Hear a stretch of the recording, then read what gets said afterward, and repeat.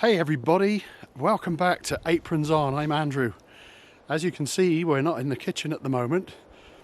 It's a late winter, almost spring day up here in the Black Hills of South Dakota where I live, and it looks absolutely beautiful, and it just screams out for some nice cozy home cooking. So why don't we nip inside and we're going to dig in to that mystery of mysteries, sourdough bread. See you in a bit.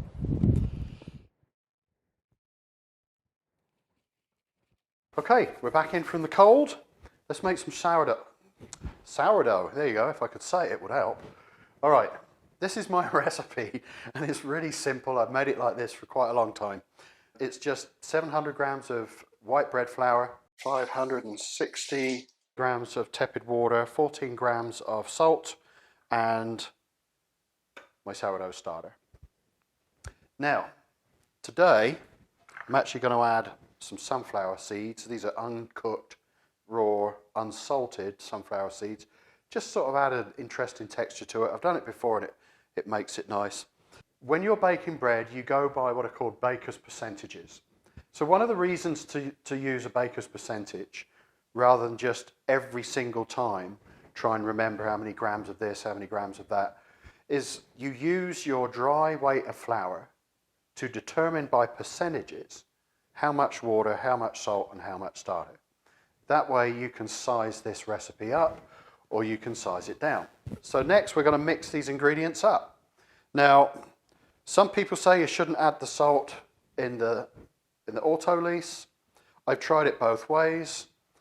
For me personally, and I'm not a bread connoisseur, I just cook bread for my family, I can't tell much difference. So we'll add our salt, our 14 grams of salt, 100 grams of sunflower seeds. Stir that all up. It's nothing technical here, guys. It's an ancient art, baking bread. We've been doing it on this planet for hundreds of years, thousands of years actually. So now we're just going to pour our water and just start incorporating this. Now what's going to start happening is the natural enzymes that are in this flour will start to react to the moisture, and they'll do a couple of things. They will start to make the proteins available to form the gluten, which we need to help the bread be nice and stretchy and have those lovely big bubbles. And it will also free up and convert the starches into sugar. And it's the sugar that our yeast is going to be feeding on. The main reason you'll want to do this is it gives your starter a head start because we've already got the dough quite well hydrated. It's not completely hydrated, but it's a lot further along in the process than it would have been if we just added the water right away, stirred it up, and then put the starter on top. So you're just going to keep stirring that around until you've got all the dry bits out. So I'd like to take a look at this dough before it's set for 30 minutes or an hour. And you can see how it just tears and it's all sort of raggedy and stuff like that. Remember how that looks, because when we come back, even in 30 minutes, you'll see a real big difference in this dough structure. Okay? Okay, that's all there is to that. Now, cover it up, cling film, whatever, put a lid on it, and set this aside. I like to set this aside for about an hour. If you don't have that long, at least do it for 30 minutes, okay? All right, let's see how our pre-ferment, because that's technically what this is called, is doing. So this has been just a little bit under an hour. I'll show you how much the structure of this dough has changed. All right, remember how sort of raggedy it was? See how it's got a almost velvety look to it? And that's under an hour. So I'm happy with how that looks. We can add our sourdough starter to it now. What I've done is I've set my bowl on a scale, zeroed it out, and I'm going to add 140 grams of my sourdough starter. And all you do is just pour it on the top. Then wet your fingers and start out just sort of doing this routine. Get a bowl scraper. I should have mentioned earlier actually when we were talking about things you may need. Pick yourself up one of these little cheap bowl scrapers. They're great. They follow the contour of your mixing bowl and they're just a really handy tool. So we're just going to keep folding that over onto itself. Don't worry about getting it like completely all gone because we're going to be folding this at least 4 times over the next couple of hours and it will gradually get incorporated then anyway. So we'll come back and we'll do a fold anywhere between half an hour and an hour. It's not that critical, at least I haven't found it is. All right, it's been about 30 minutes. Now there's a couple of ways you can do this. You can use your bowl scraper, wet it, just go completely under the dough and then just stretch it, pull it up, fold it over. What you don't want to tear it. So be gentle with it. The other way you can do this, just wet your hands thoroughly, just pick it up from the sides and just let gravity sort of stretch it, fold it over. So every time you do this, you'll see the dough gets a little bit smoother, a little bit more consistent and a little easier to deal with. The main thing to remember is be gentle with it. You can already see it's holding its height fairly well. It's not wanting to just like completely spread out level again. Okay, let's give this one more fold then. As you can see, it's looking much nicer. This will be the last fold. I gave it another couple. You can see how lovely and strong that's starting to get now. So that's all we need to do with that then.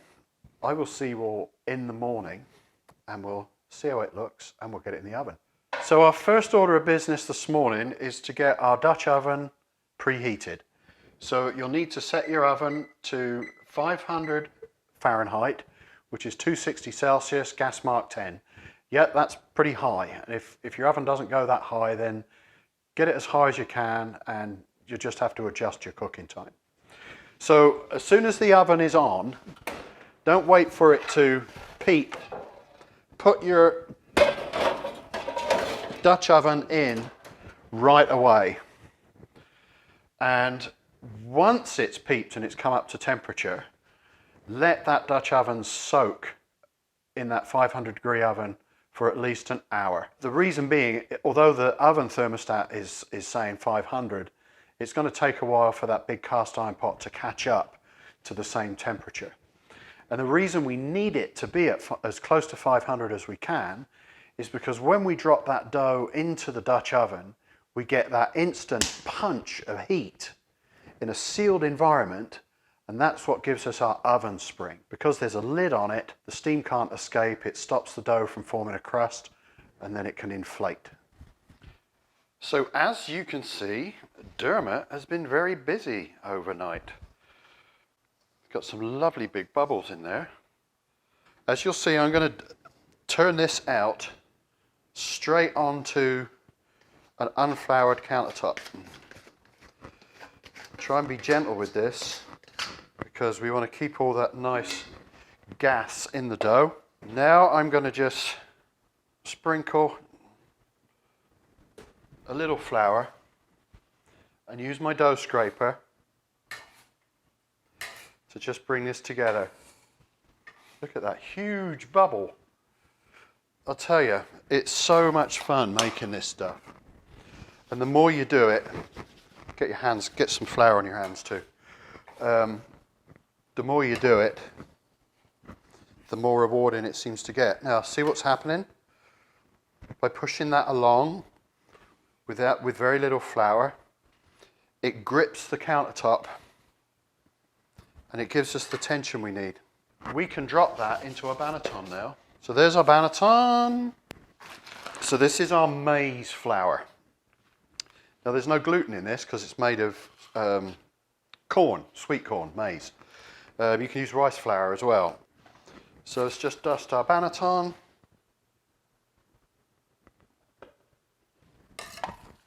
Get a bit more tension on there and then just flip it over like that.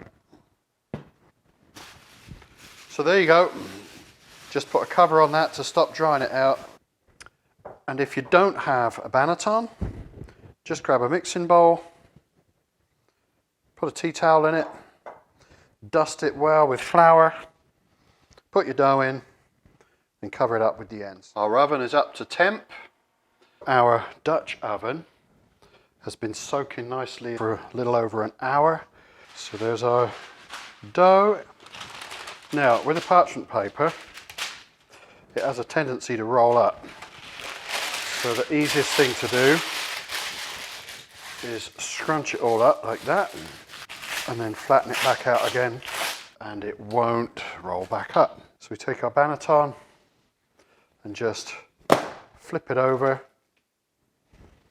That should come right off, just like that. So before we score this, let's just talk about scoring. You can use a razor blade or you can get one of these little things. It's called a lame. The purpose of scoring is to give the bread expansion somewhere to go. And of course it can also be decorative as well. Now I wouldn't obsess too much yet about getting that lovely ear that you see in all the photographs of sourdough bread. You can almost set yourself up for disappointment. When you do cut this, just a smooth single cut. And then I'm going to make some little leaves like that. And if you want a little bit of added contrast, just dust it down with a little white flour before you score it. I should have said that actually.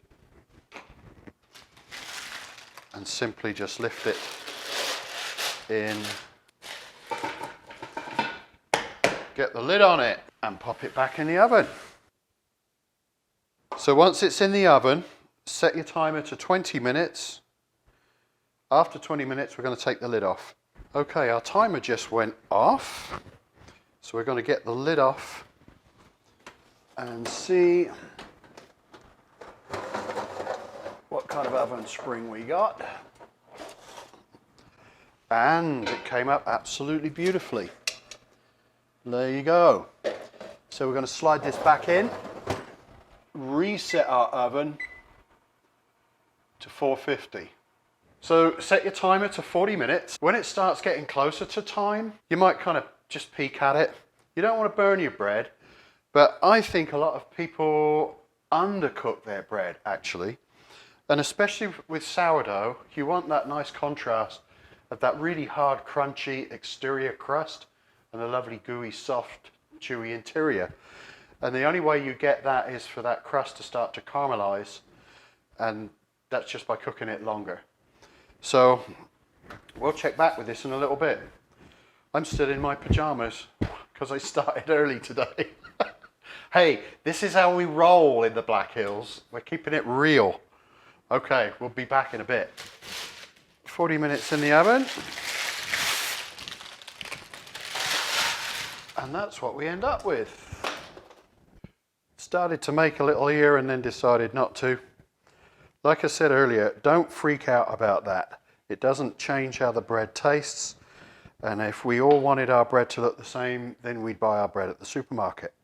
It all is part and parcel of home baking.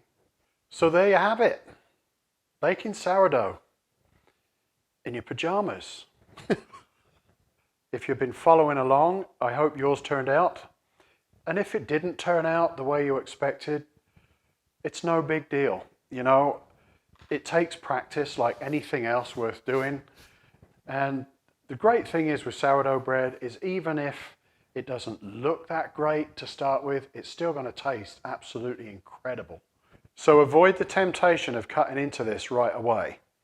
It's still cooking, believe it or not. And if you cut into it right now, it's just going to be really doughy and gummy inside. Leave it for at least an hour. Okay, let's cut into this then. Now I'm not expecting the crumb to be really open too much because I used a whole wheat starter. And you'll find with whole wheat, because it's got the bran, that will somewhat inhibit the formation. But there you go. I'm personally really pleased with that. It smells absolutely epic. Just fabulous. So if you've enjoyed this video, please continue to subscribe. Hit that notification button so that you'll be notified when I post a new video, which I do every week. And we'll see you real soon. Cheers, everyone.